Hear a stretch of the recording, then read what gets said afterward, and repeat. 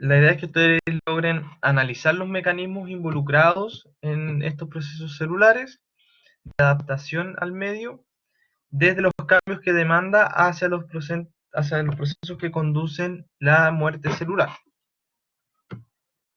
Recordemos que estos son estados previos y que si no son, en el fondo, atacados desde un periodo antes del punto de no retorno, la célula puede llevar hacia la muerte celular. Catalina dice que no escucha, tienes que ingresar por Chrome, porque ese navegador la verdad que no tiene ningún problema con respecto a la plataforma.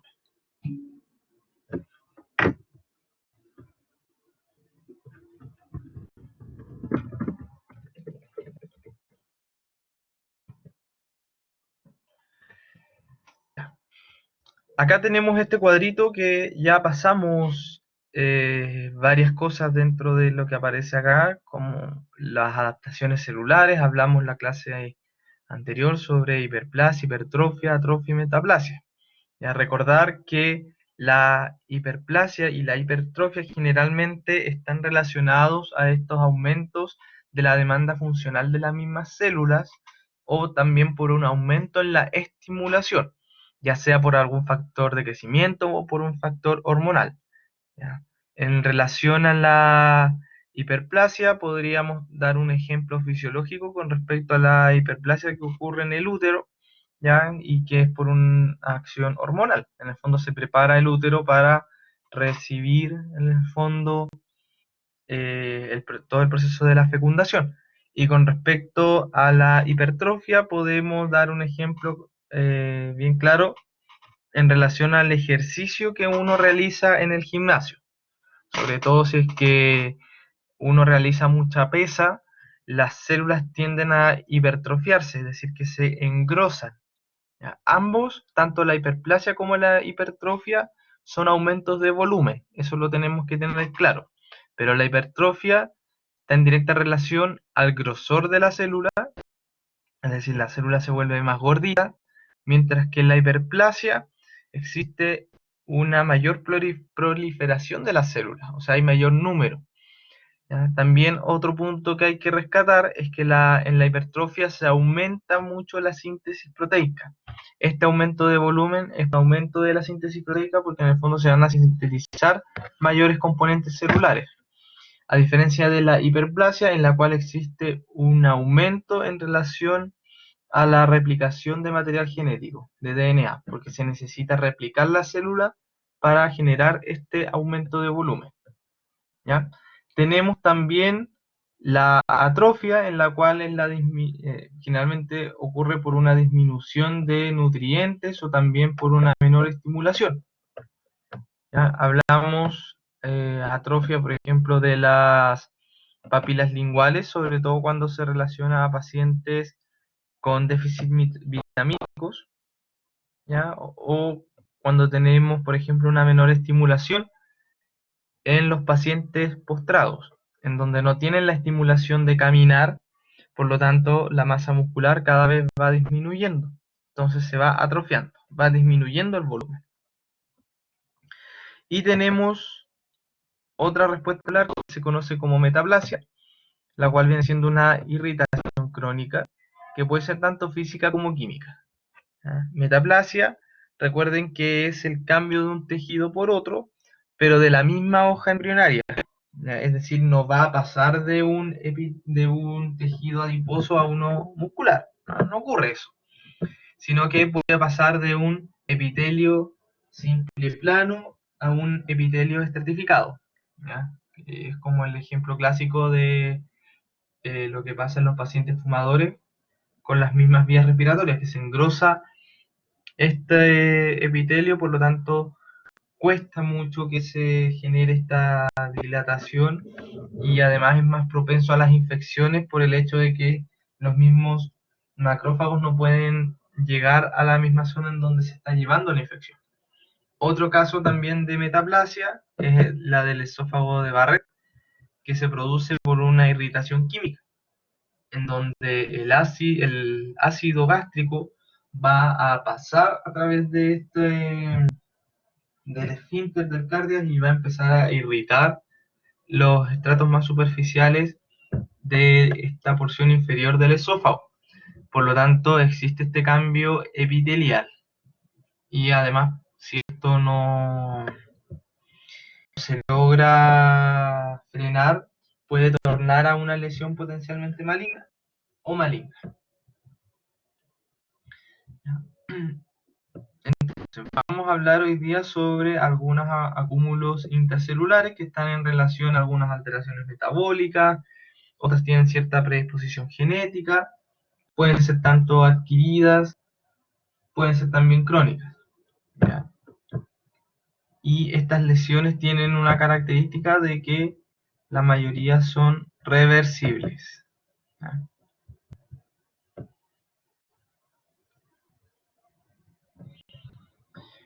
Entonces, cuando hablamos los acúmulos patológicos, tenemos que considerar que estos acúmulos intracelulares van a ser alguna manifestación de algún trastorno metabólico intracelular, ¿ya? Que puede ser de una sustancia normal o de una sustancia anormal.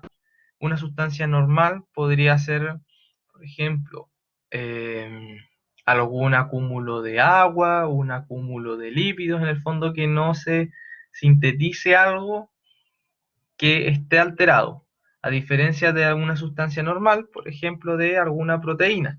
¿Ya? Por alguna mutación genética se va a generar esta proteína mutada, por lo tanto se va a empezar a acumular. ¿Ya?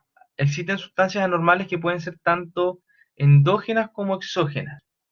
Endógenas, ya pusimos el ejemplo de la misma proteína que la va a sintetizar, ¿ya? Y exógena, en este caso podríamos dar el ejemplo de la incorporación de las partículas de carbón dentro de la célula, y en el fondo esto es algo exógeno porque no tenemos carbón dentro de nuestro organismo, ¿ya? Y esto se da generalmente en los mineros de carbón, ¿ya? Que están expuestos a este polvillo, y al inhalar esto las mismas células lo incorporan a su medio interno, y así se generan estas acumulaciones y no las pueden en el fondo eliminar porque no hay receptores para eliminar el carbón. Entonces, estas sustancias anormales, tanto las endógenas como las exógenas, pueden acumularse de manera transitoria o permanente. ¿Ya? Vamos a ver cada uno de estos casos. Puede ser también inocua o tóxica. Inocua solamente que vamos a ver el cambio a nivel celular, pero el paciente no va a presentar alguna enfermedad. O puede ser tóxica, ¿ya? Que a la mínima acumulación el paciente comience con sintomatología. Se pueden acumular tanto en el citoplasma como en el núcleo, y además puede ser reversible o irreversible. Y esto también va de la mano con respecto a la severidad de esta acumulación y a la naturaleza de la misma acumulación. Entonces, existen algunos acúmulos que son a nivel intracelular, como por ejemplo el acúmulo de grasa dentro de la célula, que la célula se encuentra en un estado totalmente normal, pero muchas veces por un consumo elevado de grasas en la dieta, estas células del hígado van a comenzar a incorporar mayor cantidad de componentes lipídicos y no los van a eliminar, ¿ya? Porque la ingesta sobrepasa la eliminación. Entonces aquí lo que vamos a ver intracelularmente son estas vacuolas llenas de este material amarillo que viene siendo ácidos grasos. Tenemos también otro caso, como es el de la celulita de acá abajo, en la cual existe una mutación a nivel de material genético. Y como ustedes saben, las mutaciones en material genético se traducen con una expresión génica de una proteína que está alterada. Entonces, si tenemos una alteración a nivel de material genético, mi célula lo que va a hacer es empezar a sintetizar proteínas defectuosas, ¿ya? Y al no tener receptores para que la puedan eliminar, se van a empezar a acumular dentro de la célula. Aquí tenemos dos casos, por ejemplo, de acúmulos patológicos. También tenemos alteraciones a nivel de los lisosomas. Si se acuerdan de biología celular, los lisosomas se encargan de la digestión de diferentes moléculas, ¿ya? Tienen enzimas digestivas que en el fondo van a estar eliminando ciertas acumulaciones a nivel endógeno.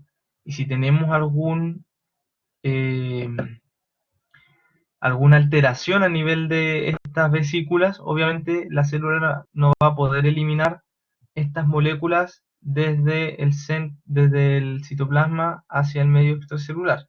Por lo tanto, sus componentes igual pueden ser algo tóxicos. Y tenemos además otra situación en la cual la célula puede incorporar este material exógeno por medio de endocitosis, ¿ya? O pinocitosis, y lo va a acumular en su interior. Como tampoco tiene receptores para poder eliminarlo, se van a seguir acumulando.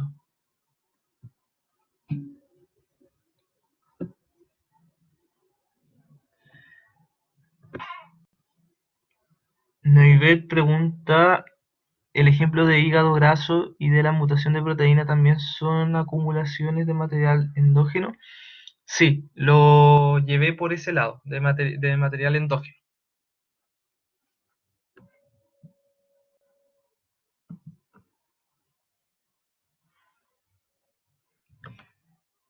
Y vamos a partir hablando sobre la acumulación de agua. La acumulación de agua en las células generalmente está gatillado por una isquemia transitoria en el mismo tejido, en algunos casos por intoxicaciones, por infecciones sistémicas, ¿ya? En el cual existe una reducción de la fosforilación oxidativa, o sea, se rompe la cadena de la respiración aeróbica.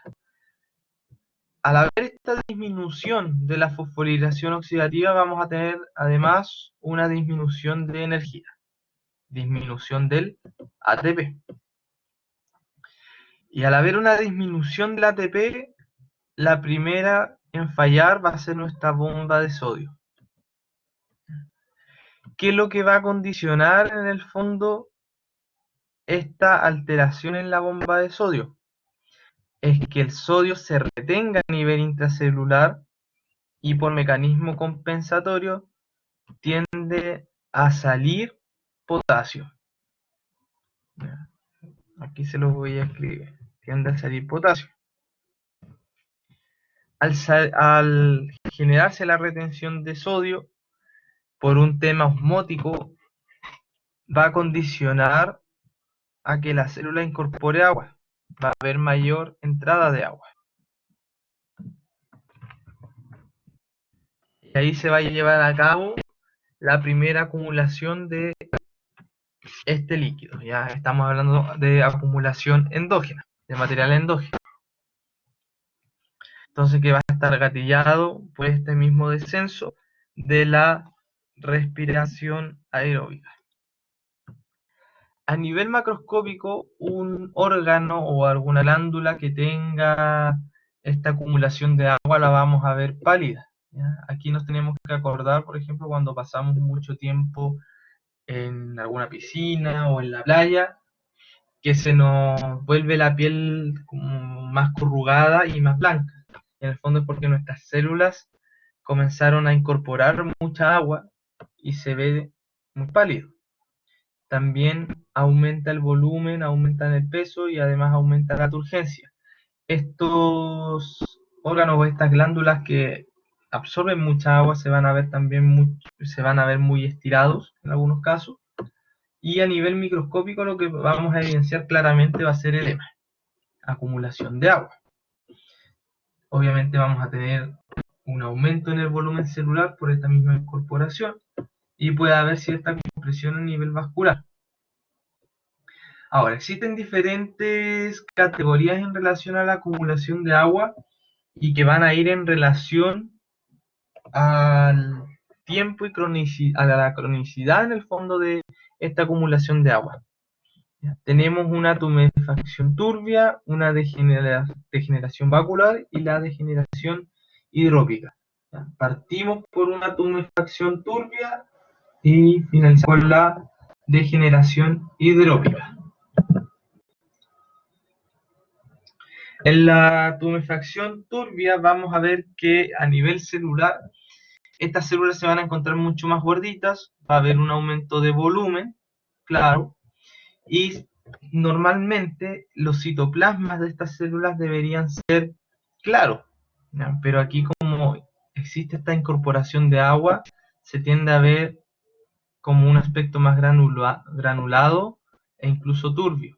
Por eso se le habla de tumefacción turbia, porque incorpora agua y se comienzan a formar estos pequeños gránulos o vesículas dentro de la célula y se pierde el citoplasma claro.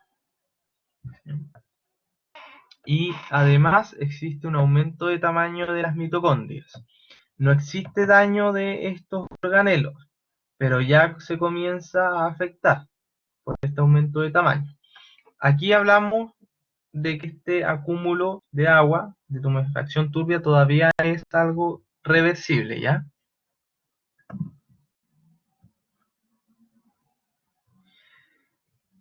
Aquí podemos ver, por ejemplo, tumefacción turbia con daño a nivel microvascular, en la cual esta es una imagen de microscopio electrónico, no la podemos ver a simple vista todos estos daños a nivel intracelular en un microscopio óptico.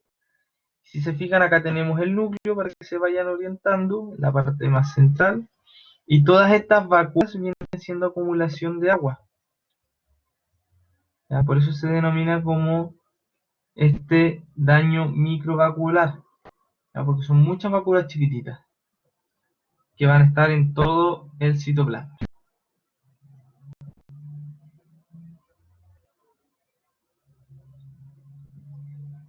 Y por otro lado tenemos la degeneración hidrópica vacular, la cual se forman vacuolas citoplasmáticas, pero estas pueden ser pequeñas, medianas o grandes, ya que aquí tenemos los tres tipos. Estas vienen siendo las vacuolas pequeñas, tenemos vacuolas medianas y acá tenemos las vacuolas que son más grandes. El citoplasma en este estado se ve muy claro, ¿ya? Aquí ya se acumuló tanta agua que en el fondo vamos a ver que en el microscopio se va a ver que las células están totalmente claras, pero obviamente van a estar muy hinchadas, con mucho aumento de volumen. Aquí existe ya daño a nivel de las mitocondrias, daño a nivel de retículo plásmico rugoso y daño a nivel de los lisosomas. O sea, se afectan principalmente los organelos membranosos. Al haber daño en las mitocondrias, se altera la cadena respiratoria y se altera en el fondo la producción de ATP, de la energía. Al haber alteración en el retículo endoplásmico rugoso, va a haber alteración de los ribosomas, por lo tanto se va a alterar la síntesis proteica. Y al haber alteración de los lisosomas, la célula no puede digerir y no puede eliminar sustancias tóxicas. Por lo tanto, este ya al haber daño a nivel de tantos organelos viene siendo un cambio irreversible en la cual la célula muchas veces tiende a morir, ya por esta misma acumulación en estos organelos.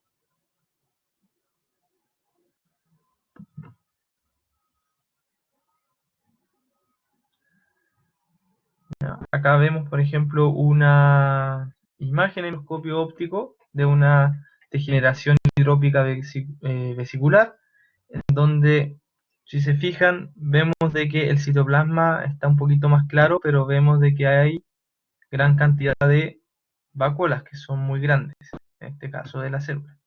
Aquí las vacuolas son un poquito más chiquititas. ¿Ya?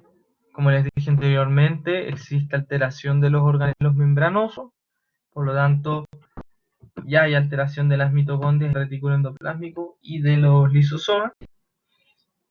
Y hablamos que el citoplasma se vuelve una gran vesícula de agua. Por eso lo vamos a ver de una tonalidad bien pálida.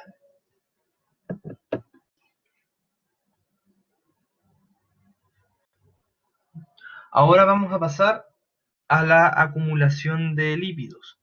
Recordemos de que los lípidos tienen diferentes funciones dentro del organismo. Tenemos que es una fuente de reserva energética, ya que generalmente se ocupa cuando nosotros hacemos ejercicio, ¿ya? O cuando estamos en periodos en que no nos estamos alimentando. Ya una de las reservas es el tema de los lípidos. Tenemos que también tiene funciones a nivel estructural, y específicamente hablar aquí sobre la membrana lipídica o bicapa lipídica, que la encontramos en gran cantidad de nuestras células, que tiene una función estructural, ayuda a aislar el medio interno del externo, también ayuda de soporte para las proteínas integrales, que las proteínas integrales son nuestros receptores, ¿ya? Y además ayuda a la transmisión de señales.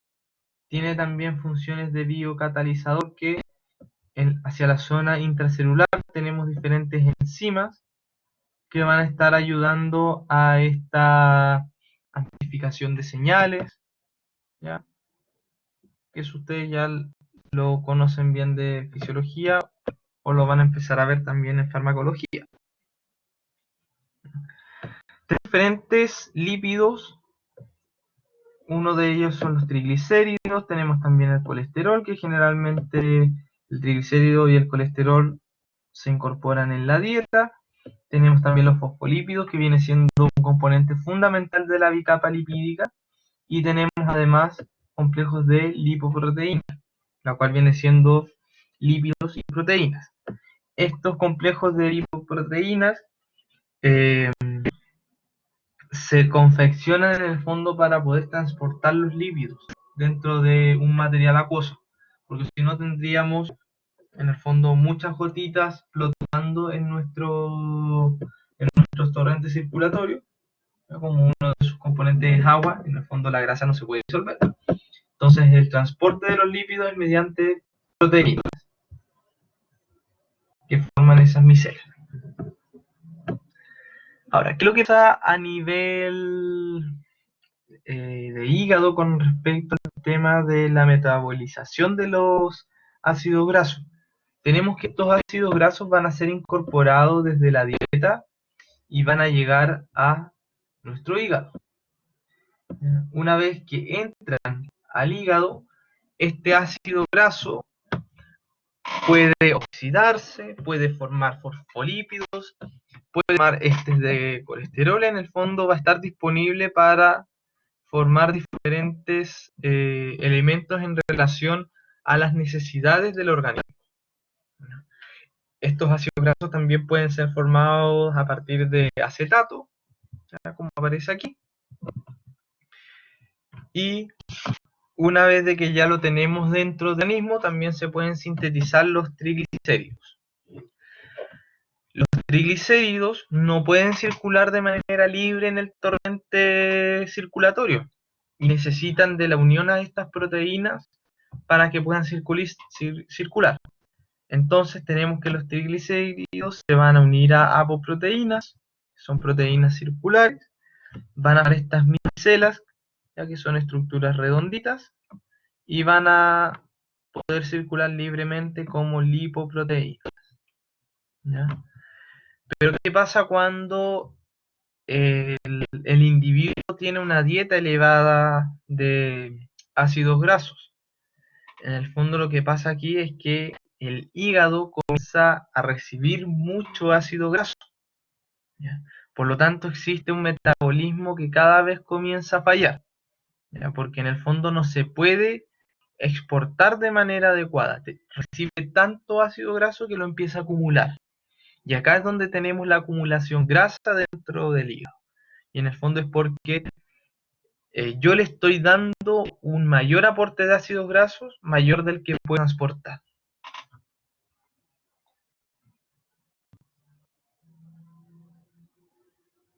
¿ya? Comúnmente y patológicamente el cambio graso de un tejido se denomina como esteatosis, en la cual ocurre generalmente en tejidos parenquimatosos, como en el caso de hígado, corazón y riñón. Es frecuente ver en estos hígados histológicos estas acumulaciones de cambio graso, ¿ya? Que en el fondo es porque empiezan a perder la función. Se empieza a reemplazar este tejido parenquimatoso por tejido graso.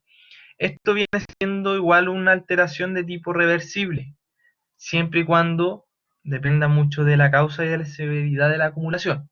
Obviamente un paciente que lleve 30 años desayunando y almorzando McDonald's va a tener un diferente comportamiento que una persona joven que lleva muy poco tiempo consumiendo grasas saturadas en la dieta. ¿Ya?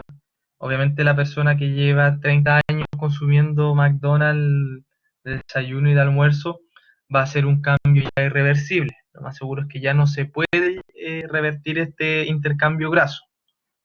¿Ya? Y tenemos dentro de la etiología algunos compuestos tóxicos que van a estar acumulando mayor cantidad de tejido graso o de partículas grasas, como en el caso de el alcohol y del tetracloruro de carbono, que lo podemos encontrar esta sustancia o esta molécula en algún compuesto de limpieza. El tetracloruro de carbono, por el hecho de ser una molécula que no es amigable con el ambiente, cada vez se ha ido eliminando de estos productos. ¿Ya? La verdad no sé si actualmente existe algún compuesto o algún elemento de limpieza que lo tenga, ¿ya? Por el hecho de eso de que dañe igual la capa de ozono. Ya, pero el alcohol es uno de los que más se menciona. Ya es por eso que en pacientes alcohólicos se puede ver un hígado graso, porque se altera en el fondo esta eliminación de los ácidos grasos desde el hígado y lo comienza a acumular. También tenemos algunos casos de enfermedades metabólicas en la cual se lleva por lejos el premio es la diabetes mellitus. Casos de obesidad que está relacionado mucho con la dieta. Anoxia cuando existe cierta privación de oxígeno hacia el tejido del hígado. Y también la desnutrición, ¿ya? Sobre todo cuando tenemos déficit proteico. ¿Ya? Es por eso que igual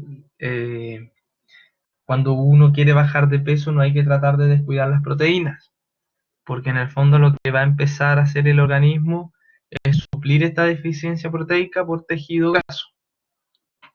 Entonces no tenemos que quedar así, eh, la nutricionista no quiere que quedemos así fofos, sueltos. El diagnóstico de esta acumulación de cambio graso generalmente se utilizan diferentes tinciones histoquímicas. Una de ellas es el Sudan 4 o el Red Oil, que vamos a evitar esta acumulación de un color rojo anaranjado. Mientras que si nosotros lo vemos por tinción corriente de hematoxilina eosina, estos componentes grasos no se van a teñir al igual que el agua, glicógeno y glicógeno, ¿ya? Sino que se van a ver como unas vacuolas vacías, ¿ya? Vacuolas claras, como dice acá. No se tiñen en el fondo por estos colorantes. Si ustedes se acuerdan de histología, los adipocitos se ven claros, limitados por una membrana. Y ahí es porque esta tinción en el fondo no reconoce los acúmulos grasos. En cambio el Sudan 4, como lo vemos acá, y el Red Oil, sí se puede evidenciar. Acá tenemos un hígado graso, ¿ya? En que recibió mayor aporte de una dieta rica en ácidos grasos, por lo tanto se comienza a acumular. Anatomopatológicamente vamos a evidenciar de que el tamaño está muy aumentado en estos pacientes, es de una consistencia blanda y también grasienta, ¿ya? Y además tiene un color amarillo brillante, por esta misma tumefacción, ¿ya? Y por la misma acumulación. La grasa es amarilla. ¿Ya? Generalmente el hígado tiene un color más pardo.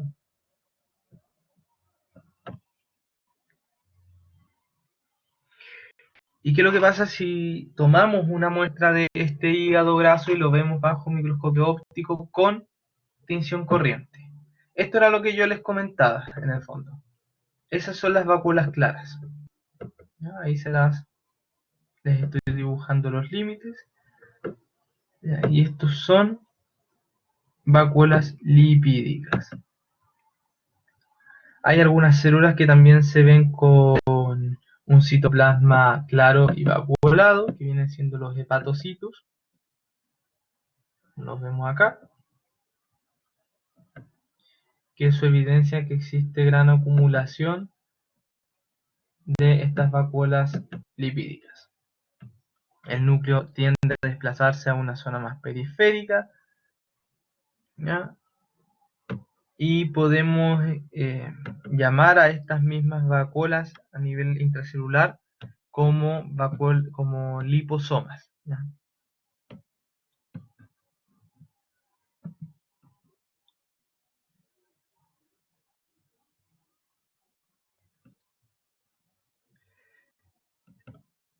El colesterol también se puede acumular dentro de las células y generalmente se acumula como vacuolas intracelulares. Aquí no vamos a ver, a diferencia de lo que vimos anteriormente de los triglicéridos, que se acumulan también en vacuolas extracelulares, sino que aquí va a ser estrictamente a nivel intracelular, ¿ya? Y además la podemos encontrar en diversos procesos patológicos. El acúmulo de colesterol generalmente está relacionado a estados inflamatorios de tipo crónico y además a la muerte celular de tipo necrosis, ¿ya? En donde muchas veces estas células, como ya acumularon tanto colesterol, tienden a morir, ¿ya? Porque no, en el fondo no lo pueden eliminar y esto interfiere en en su metabolismo y en su fisiología. Y aparecen acá los macrófagos, que vienen siendo uno de nuestros fagocitos, que los pueden fagocitar. Que pueden fagocitar estas células que tuvieron gran cantidad de acúmulo de colesterol. Y estos macrófagos, al comerse estos restos de células con gran cantidad de colesterol, se ven como células en espuma. Se ven un citoplasma con muchas vacuolas chiquititas. Y esto se denomina macrófagos en espuma o células en espuma o células espumosas, ya que en el fondo son macrófagos que fagocitaron restos celulares con gran cantidad de colesterol. Y estos macrófagos en espuma lo podemos ver en diferentes estados de inflamación y necrosis, por ejemplo en granulomas apicales. ¿Ya? El granuloma apical que se origina a partir de una necrosis de la pulpa de los dientes y comienza a generar toda esta reacción inflamatoria a nivel de hueso. ¿Ya? Como hay necrosis de células, los macrófagos los van a fagocitar y recordemos que el colesterol igual es un componente de las membranas celulares. Entonces esto todo ayuda a que después de la fagocitosis los macrófagos se vean llenas de estas pequeñas vesículas.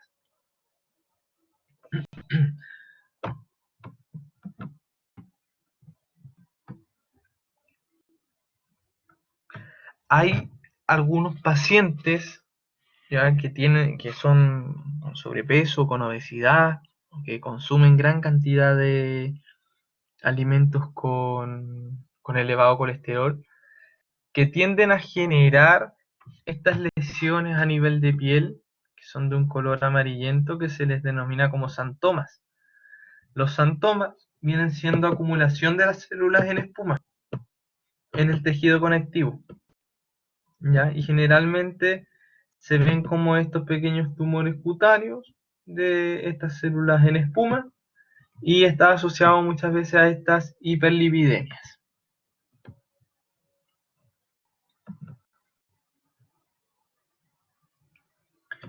¿Dónde más podemos ver acúmulo de esterol? Por ejemplo, en placas de ateroma.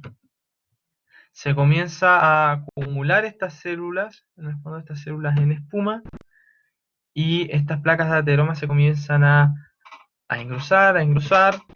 Ya después, creo que el próximo semestre tienen una clase de patología cardiovascular. Comienzan a generarse esta agregación plaquetaria y finalmente terminan por ocluir en el fondo este vaso sanguíneo.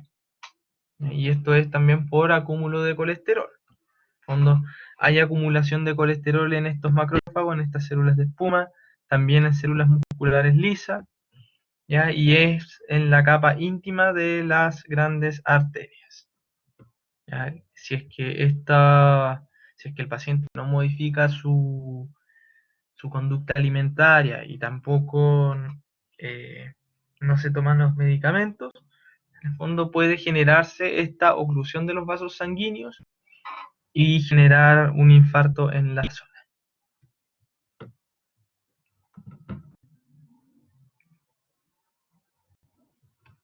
Ahora vamos a pasar a la acumulación de proteínas.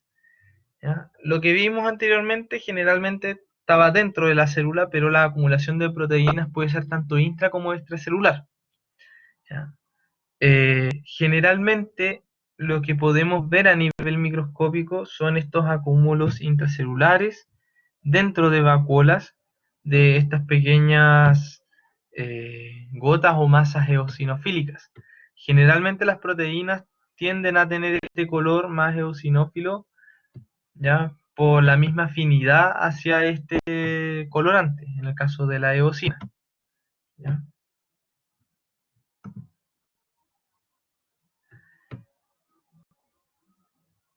Acá tenemos algunas causas de la acumulación de proteína, en la cual puede ser solo un exceso en las proteínas, puede ser un exceso de proteínas totalmente normales, no necesariamente algo patológico, en la cual la misma célula comienza a sintetizar mayor cantidad, ya sea por alguna mayor demanda, ¿ya?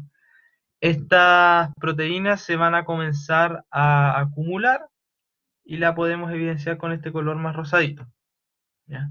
Podemos tener estas gotitas de acumulación en la zona de las células de los túbulos proximales, o podemos tener también proteínas en el citoesqueleto, ¿ya? En este caso, los cuerpos de Russell viene siendo esta acumulación de las proteínas, pero en el fondo viene siendo por acumulación de las mismas eh, inmunoglobulinas. ¿Ya? Se acumulan inmunoglobulinas, por lo tanto, se ven de un color mucho más rosadito en los tejidos. ¿Ya? Entonces, cuerpos de Russell son por acumulación de inmunoglobulinas.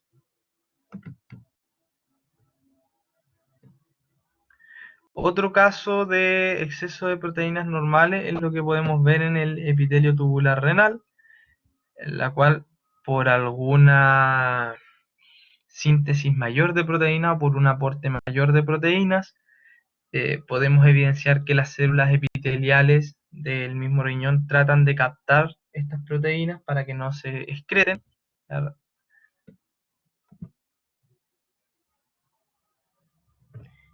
Y tenemos también otro tipo de acumulación de proteínas que se conocen como los cuerpos de Mallory.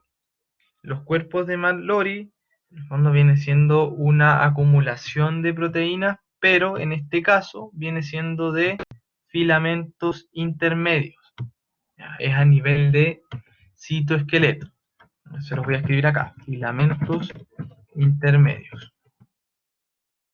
Generalmente estos filamentos intermedios vienen siendo acúmulos. Oye, perdón, lo pasé a borrar.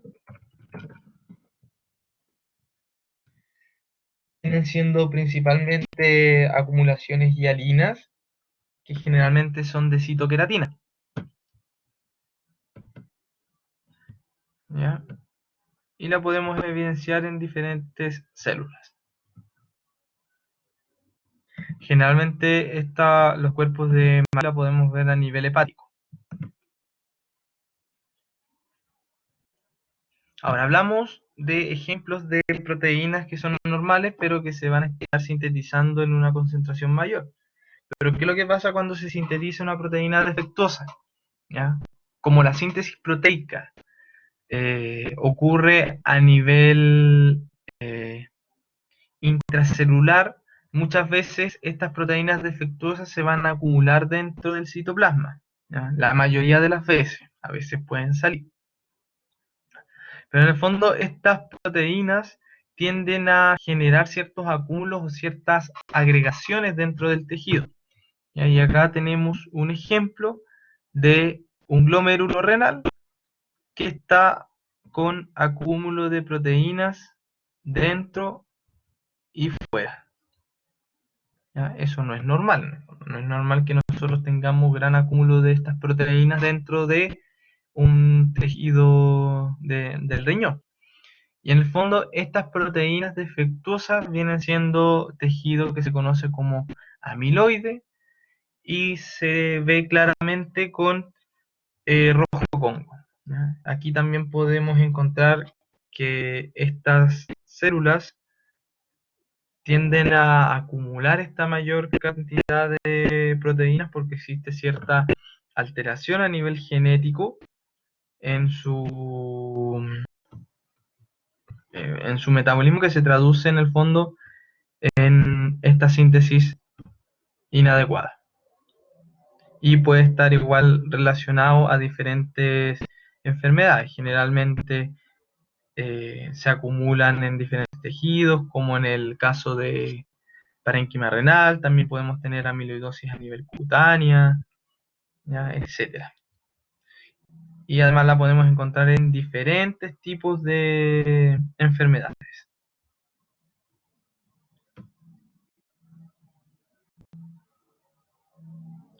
Ahora, vamos a pasar a los pigmentos.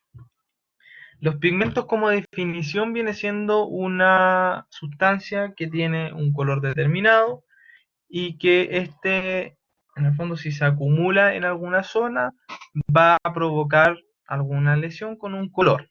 En el fondo, que el órgano o tejido que está afectado va a cambiar de color normal.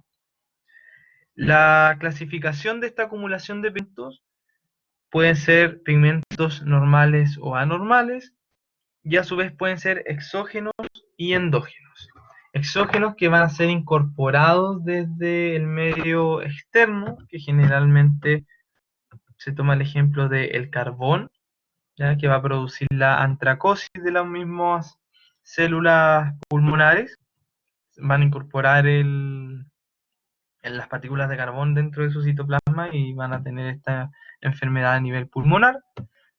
O en algunos casos se puede llevar a cabo esta acumulación de pigmentos por un tatuaje. Ya, un tatuaje comúnmente que me lo puedo hacer en la piel, mis células lo van a incorporar dentro de su citoplasma. Y hay algunos casos de tatuaje por amalgama que se puede dar en la cavidad bucal y que producto del desprendimiento de partículas de amalgama de este material de restauración van a infiltrar mucosa adyacente, mucosa oral adyacente, y se va a generar una lesión pigmentada. Ya vamos a ver también el ejemplo de tatuaje por amalgama. Y otros pigmentos endógenos, acá tenemos el ejemplo de la lipofuscina, de la melanina, de la bilirrubina y de la hemosiderina. Ya vamos a pasar los más frecuentes. Este es el tatuaje por amalgama que yo les decía que se produce por esta misma corrosión que tiene este material de restauración hacia los tejidos blandos circundantes. ¿Ya? Y si se fijan, todas estas lesiones pigmentadas van a estar en relación a materiales de restauración metálicos. ¿Ya?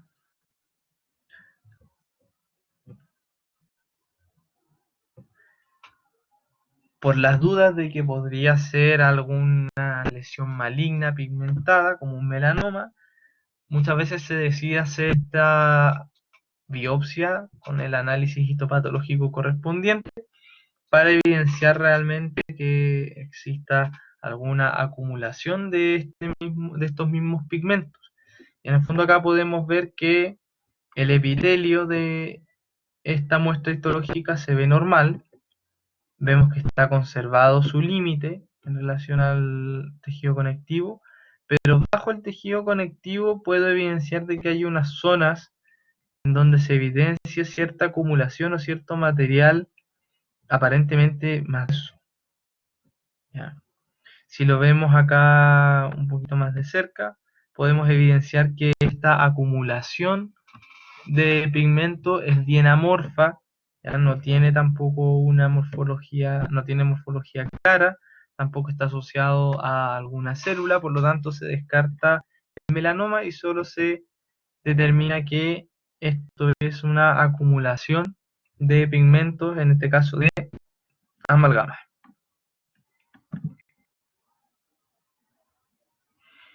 En algunos casos existe tanta infiltración de estas partículas metálicas, si le tomamos una radiografía a la zona en donde se ubica esta lesión pigmentada, podemos evidenciar estos pequeños corpúsculos más blancos en relación a la zona de la lesión. Y eso es porque, en el fondo, esta corrosión de la misma amalgama fue tanto que se empezó a acumular en grandes cantidades en el tejido blando. Aquí podemos ver que adyacentemente estos dientes no tienen lesión en alguna restauración de amalgama, pero sí los de acá arriba. Entonces, en este caso, la corrosión fue desde los dientes, pasó por la saliva y luego llegó a la mucosa. ¿Ya? Naivet pregunta, ¿esta pigmentación es reversible o irreversible? Esta es irreversible. ¿Ya? El paciente va a tener esa lesión pigmentada. Se hace muchas veces el análisis histopatológico para poder hacer el diagnóstico diferencial con melanoma, ¿ya? Pero el paciente la va a tener ahí. Si no se quiere hacer la biopsia por alguna razón, es importante que esté informado de que eso podría ser un tatuaje de amalgama. ¿Ya? Pero una vez que yo saque esas amalgamas, la lesión va a seguir ahí.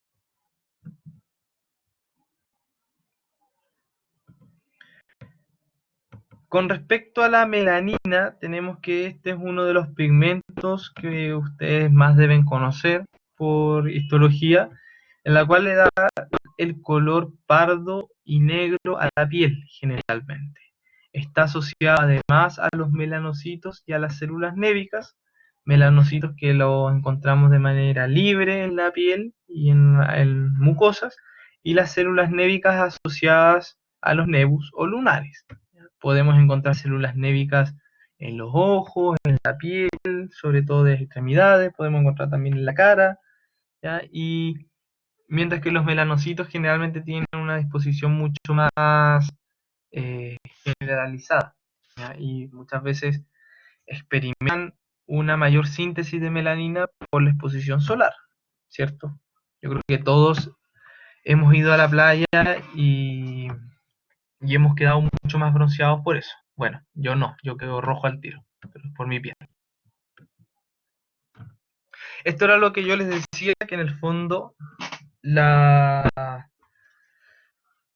melanocitos tienden a responder a la exposición por rayos, a los rayos UV, y que si yo me expongo a la luz solar, obviamente estos van a producir mayor cantidad de melanina y la piel se va a ver de una coloración bien bronceada. ¿Ya? Ese es un caso de por algo exógeno. ¿Ya? Ahora, existe una enfermedad que se denomina enfermedad de Addison, en la cual es una insuficiencia de la corteza suprarrenal, en donde existe una alteración a nivel de la ACTH, de la hormona ACTH. ¿Ya?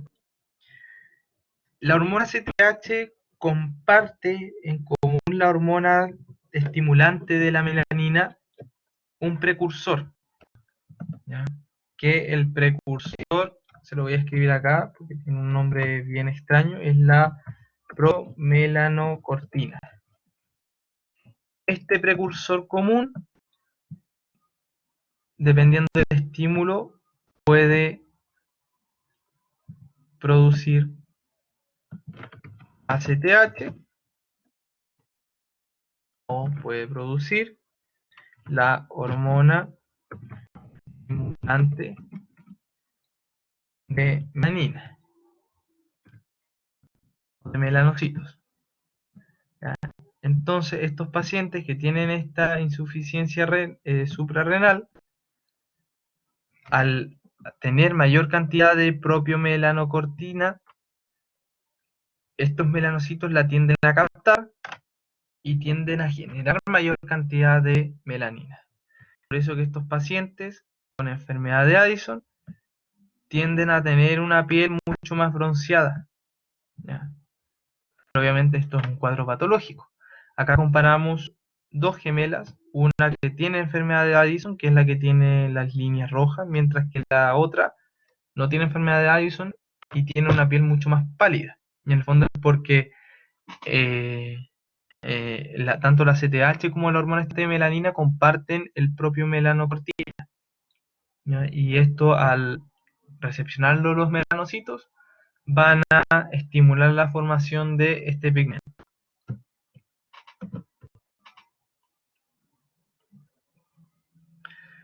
¿Ya? Pueden haber aumentos locales de melanina, como en el caso de las esfelidecas, y también al léntigo solar. ¿Ya? Que generalmente el léntigo solar está relacionado a pacientes seniles, un poquito más viejitos, ¿ya? Y que es en el fondo un cambio de color, esta mácula de color cafezoso, que se da en relación a zonas que estén expuestas a la luz solar. ¿Ya? Y acá, en esta zona, podemos evidenciar, en este corte histopatológico, las áreas en donde se ve de un color mucho más pardo. Ya en este caso vienen siendo, estos son melanocitos que están en la zona del estrato basal del epitelio y que dan la coloración más parda clínicamente. ¿Ya? Otro caso de lesiones pigmentadas son los melasmas, que su etiología es desconocida, pero se ha atribuido a cambios hormonales, sobre todo a a personas embarazadas, ¿ya? En donde la cara se les pone de estas manchas que son de color pardo. También tenemos casos de nevus, que son estos lunares, que las podemos tener tanto en piel como en mucosa. El que vemos acá en mucosa se le denomina como un azul, porque si se fijan no es negro completamente, sino que tiene una tonalidad azul. ¿No? Ahí se los escribí también, nebus azul. ¿Ya?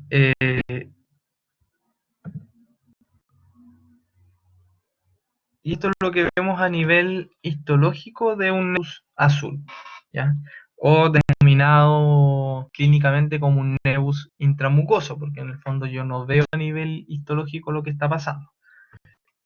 Si se fijan acá, existen gran cantidad de acúmulos de células, pero estas células están en el estrato basal y también en el tejido conectivo, en la submucosa. Entonces, en este caso, se hace el diagnóstico de nebus azul intramucoso, ¿ya? Y además es compuesto porque tenemos células névicas en el epitelio y en el tejido submucoso.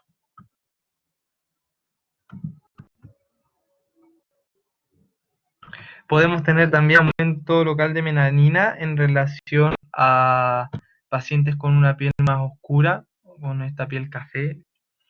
¿Ya? Si se fijan, estos son solamente acúmulos que van en relación a su piel, no tiene tampoco alguna connotación patológica. Y si se fijan histológicamente, los melanocitos van a estar mucho más, van a estar expresando mayor cantidad de melanina en el estrato basal. No es algo patológico.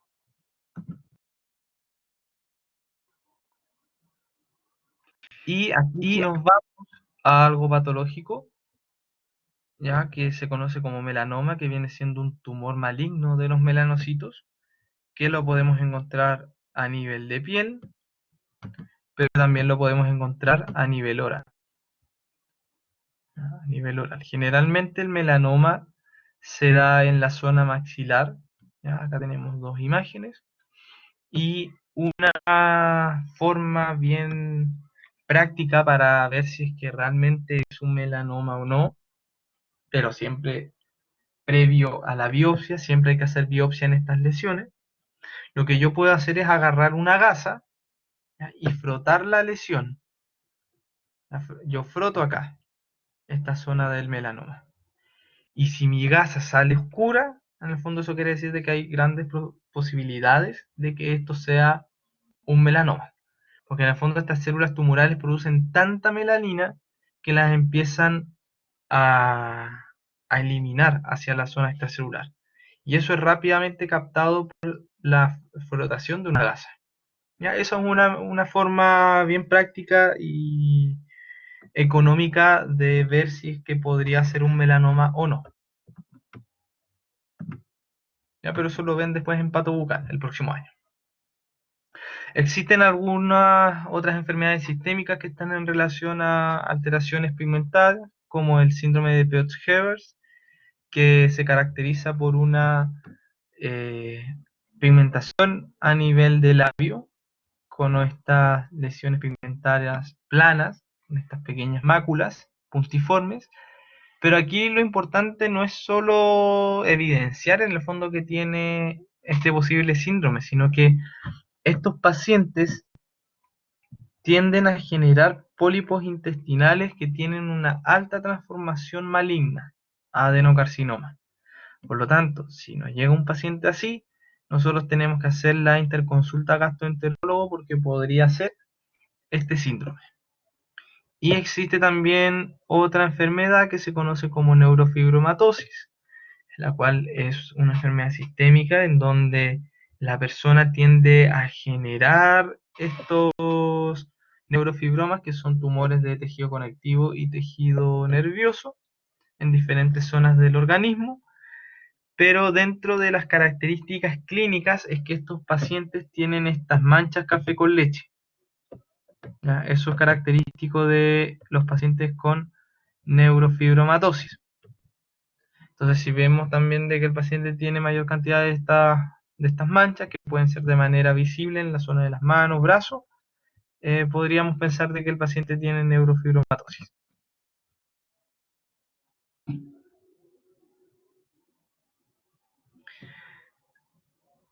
A ver, cada pregunta, ¿la neurofibromatosis no son las mismas manchas de los ancianitos? No, las manchas de los ancianos son los léntigos solares o léntigos seniles, ¿ya? Que son igual una coloración más parda, pero no está asociada a la formación de neurofibromas. Y Naivet pregunta, ¿la tinción en los labios siempre será negra o puede presentarse en otros colores? Puede ser más pardo, más café. Pero ahí también tenemos que hacer, si es más pardo, tenemos que hacer el diagnóstico diferencial con la enfermedad de Addison. ¿Ya? Ahí le podemos pedir al paciente recuento de ACTH y de cortisol para ver si realmente es enfermedad de Addison. Si nos sale alterado es enfermedad de Addison. Si nos sale normal, podríamos pensar en el síndrome de Peutz-Jeghers.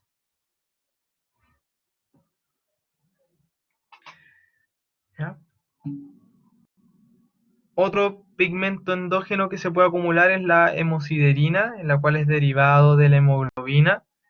Y se ve como un color amarillo oro y va pasando a pardo y posteriormente a medida que se va degradando va cambiando de color y su color en el fondo está relacionado a la acumulación de fierro porque tiene gran cantidad de este elemento, por eso recibe su nombre de hemosiderina y ferritina. La hemosiderina se puede evidenciar con esta tinción que es el azul de Prusia, donde vamos a ver gran cantidad de estos gránulos grúnulos dispersos en el citoplasma, o los podemos evidenciar en tinción corriente. Acá arriba vemos de que se ven de un color más pardo, que no se tiñen con la hematoxilina eosina.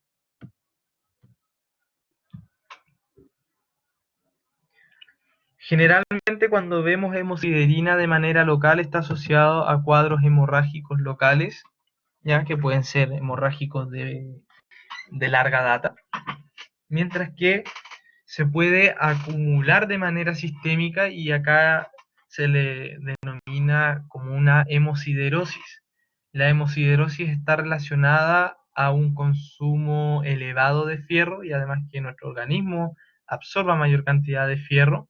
Puede estar asociado también a anemia hemolítica, en donde se va a liberar en el fondo este hierro de la hemoglobina, por lo tanto va a quedar dando vuelta. Y también podemos tener en algunos casos de transfusiones sanguíneas, ¿ya? Pero esto es como más importante en el lado odontológico. Si el ejemplo más clásico de hemosiderina la podemos llevar a un hematoma, en donde en estados iniciales tiende a ser de un color rojo y azulado. Y esto es por la misma acumulación que está en el fondo de esta hemosiderina y de esta acumulación de hierro. A medida que va pasando el tiempo, van a llegar a la zona de del hematoma los macrófagos, los fagocitos, y van a generar cierta eliminación de los eritrocitos, ¿ya? Cuando se genera la destrucción de los eritrocitos, se comienzan a liberar de manera paulatina el fierro, ¿ya? Cuando se comienza a eliminar el fierro, paulatinamente el hematoma va a empezar a cambiar de color, ¿ya? Por esta misma, porque en el fondo se desprende este elemento y no tiene la coloración roja, sino que va cambiando a una coloración verde o azul, ¿ya? Y esto es porque el pigmento, como se degradó, comienza a formarse la biliverdina. Luego, a medida que va pasando el tiempo, estas moléculas se van a ir oxidando y van a formar la bilirrubina, que va a tener un aspecto mucho más anaranjado. Y finalmente, cuando ya se generó toda la recaptación de hierro, va a quedar la hemosiderina, ¿ya? Que ya es un estado final de toda esta misma degradación de los glóbulos rojos, ¿ya? Y clínicamente lo vamos a ver como una coloración amarillenta, ¿ya? En el fondo se generó la lisis de los eritrocitos, se generó la fagocitosis, ¿ya? Y posteriormente la digestión por medio de estas enzimas lisosomales. Entonces pasamos de un hematoma de rojo azul a uno amarillento,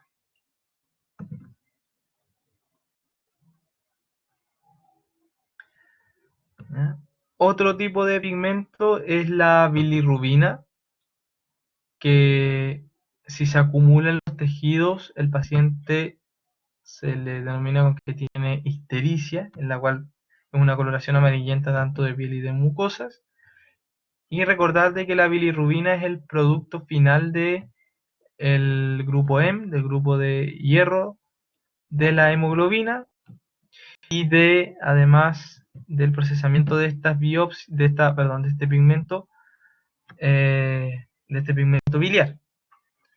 Tenemos de que cuando se lleva a cabo esta destrucción de los eritrocitos viejos, que puede ser en el vaso, hígado o médula ósea, se va a tratar de recaptar el hierro para que no se elimine.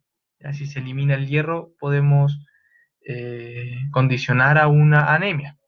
Entonces se trata de recuperar el hierro, y todo este proceso de destrucción en el fondo va a pasar a la biliverdina y a la bilirrubina por medio de la misma destrucción que sigue el metabolismo de los eritrocitos viejos, ¿ya?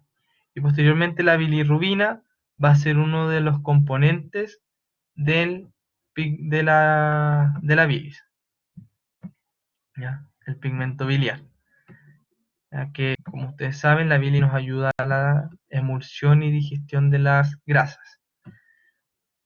Una vez de que nosotros ya tenemos bilis, esta va a ser expulsada en el intestino para ayudar a la emulsión y a la digestión de las grasas, y luego puede ser eliminada por las heces y por la orina. Aunque, como igual vieron en fisiología, hay cierta recaptación de la bilis para que no se genere en el fondo una mayor eliminación y nos ayude a la digestión. Esto es lo que yo les comentaba anteriormente, que era una tonalidad más amarilla de las mucosas y de la piel de estos pacientes. Y muchas veces esta bilirrubina se acumula en pacientes que tengan daño hepático, ¿ya? Acá podemos evidenciar algunos hepatocitos que vienen con estos gránulos amarillos, que son bilirrubina, ¿ya? En este caso, el paciente tenía un daño hepático, que puede ser alguna hepatitis, puede ser cirrosis hepática, ¿ya? Y hay una condición que no es un cuadro patológico en sí, que se conoce como la enfermedad de Gillian, donde existe alteración en el ciclo de eliminación de la bilirrubina, y en el fondo estos pacientes tienden a acumular bilirrubina en los tejidos. No tiene una connotación patológica, solamente que demora mucho más el proceso de eliminación, ¿ya? Y es por eso que las acumula. Y en cuadros, por ejemplo, infecciosos, resfrío, fiebre y estrés, a estos pacientes se le tiende a disparar la bilirrubina, ¿ya? Pero no tiene connotación patológica. En cambio, una cirrosis, eh, una hepatitis, ¿ya? Sí es algo patológico, ¿ya? Y por último vamos a hablar sobre calcificación patológica. Las calcificaciones patológicas pueden ser tanto distróficas como metastásicas, dependiendo de en qué zona vamos a tener esta calcificación. Generalmente la distrófica es bien localizada, ¿ya? Y la podemos evidenciar en tejidos necróticos o dañados. Y acá, si al paciente nosotros le realizamos el recuento de calcio sérico, la calcemia va a ser totalmente normal, a diferencia de la calcificación metastásica, en la cual el paciente va a cursar con una calcemia porque tiene una enfermedad de base, ya que puede ser alguna alteración a nivel del metabolismo del calcio del fósforo, o puede ser algún tumor maligno, ya que destruya hueso, en donde va a liberar calcio al medio al torrente circulatorio, al medio extracelular, y el calcio se va a acumular en diferentes zonas, ¿ya? O puede ser alguna enfermedad como la enfermedad de Paget, que es una osteitis deformante y que se relaciona por una mayor síntesis y destrucción de huesos. Tiene esa dualidad.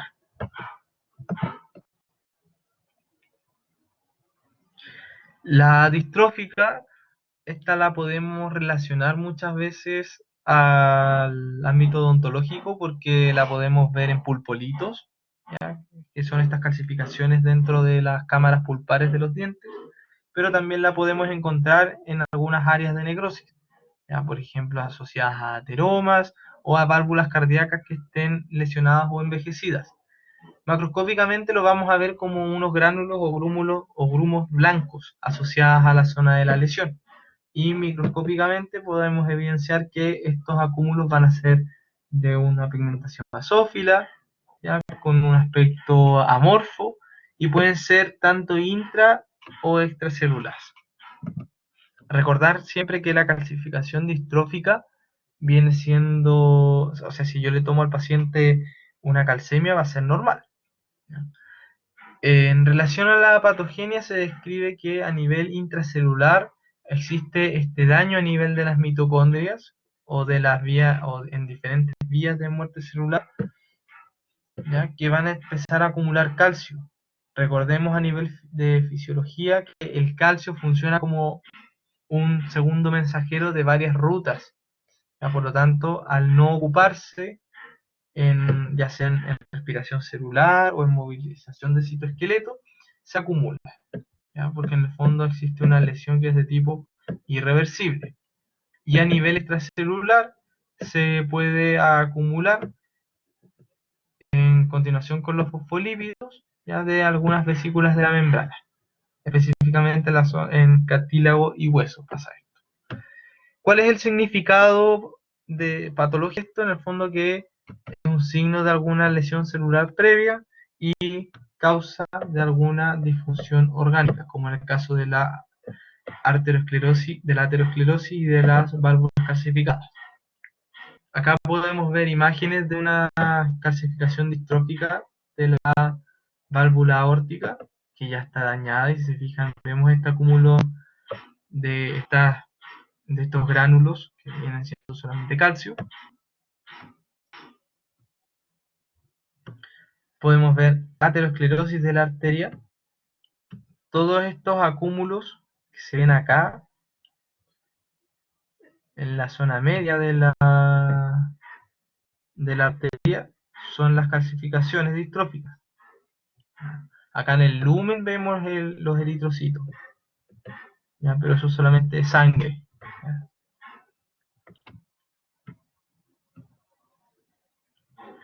Y esto era lo que yo les comentaba, que era de calcificación distrófica, pero asociada a los dientes, que se conoce comúnmente como los pulpolitos, que son estas calcificaciones que pueden ser concéntricas o algunas un poquito más amorfas en el tejido pulpar, que puede estar asociado a dientes que reciban mucho estrés, ¿ya? O también a cuadros de inflamación pulpar.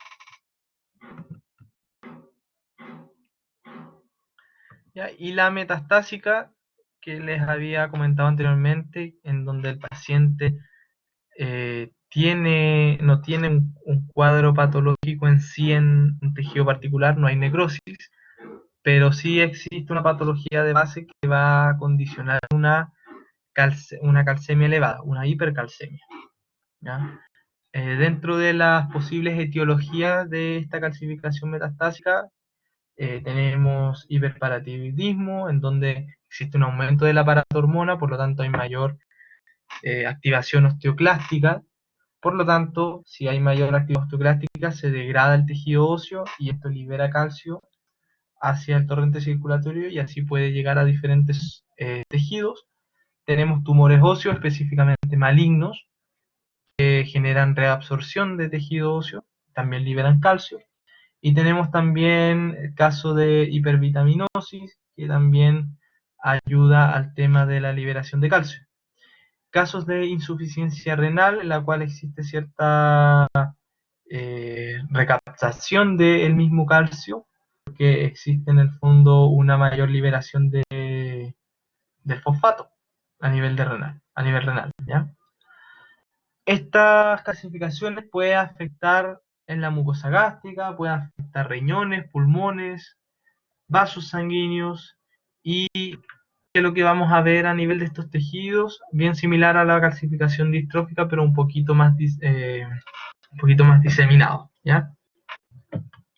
Pero acá lo que tienen que tener claro es que los tejidos van a estar totalmente sanos, no hay necrosis, y la hipercalcemia es clásica y claro para el diagnóstico de esta calcificación metastásica. Ya, chiquillos, ahora pasamos solamente lo más relevante del programa, porque en el programa se pueden fijar que habla también de otros tipos de acúmulos, pero acá pasamos lo más relevante y es lo que tienen que saber, de lo que tienen que saber más, pero deben estudiar de todas maneras de forma autónoma, leer lo del Robbins, acúmulos de glucógeno, de polisacáridos, ¿ya? En relación a pigmentos exógenos, antracosis y tatuaje, lipofucsina, cambio hialino y amiloidosis. ¿Ya? Eso, chiquillos. ¿Tienen alguna consulta?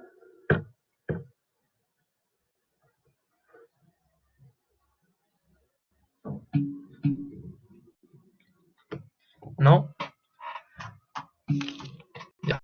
Vayan estudiando desde ya porque o si no se les va a acumular mucha materia.